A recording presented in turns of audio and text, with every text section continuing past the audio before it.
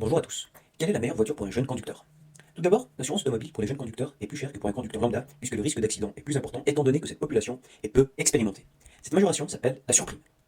Selon l'article A121.1.1 du Code des assurances, elle peut atteindre 100% la première année, vous payez le double, puis 50% la deuxième année, enfin 25% la troisième année, si et seulement si le conducteur n'a pas eu de sinistre responsable. Cette majoration est réduite si le permis a été passé dans le cadre d'une conduite accompagnée. Donc, les trois piliers sur lesquels vous devriez orienter votre achat sont la fiabilité, la sobriété et la faible puissance. Premièrement, afin d'avoir un aperçu rapide au sujet de la fiabilité d'une voiture, je vous invite à chercher les avis des propriétaires sur le site caradisiac.com ou ficheauto.fr. Il est préférable d'opter pour un véhicule grand public très répandu dans votre pays pour lequel l'entretien est plus abordable et les pièces de rechange moins chères.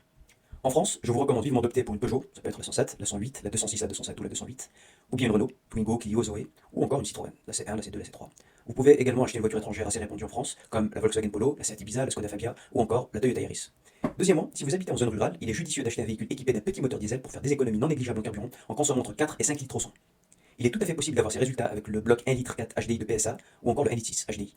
Le 1 litre 5 DCI et le 1 litre 4 TDI aussi sont très sobres, ou encore le 1 litre 9 SDI du groupe Volkswagen. Si vous faites des petits trajets et que vous habitez en ville, dans ce cas-là, il est préférable d'acheter un véhicule essence pour ne pas encrasser le moteur en faisant des petits trajets. Je vous conseille donc le moteur 1 litre SCE 7075 de Renault et évitez à tout prix le bloc 0.9 TCE et le 1 litre 2 TCE qui ont de sérieux problèmes de fiabilité. Pour ce qui concerne les blocs PSA en essence, ils sont corrects, sauf le 1 litre de PureTech Turbo entre 110 et 130 chevaux qui est à éviter.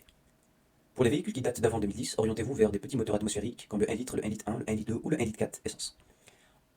Enfin, privilégiez les voitures ayant la plus faible puissance réelle et fiscale pour votre sécurité et pour diminuer votre budget d'assurance. N'hésitez pas à regarder la vidéo dans laquelle je vous donne des astuces pour ne plus vous faire arnaquer par votre assureur.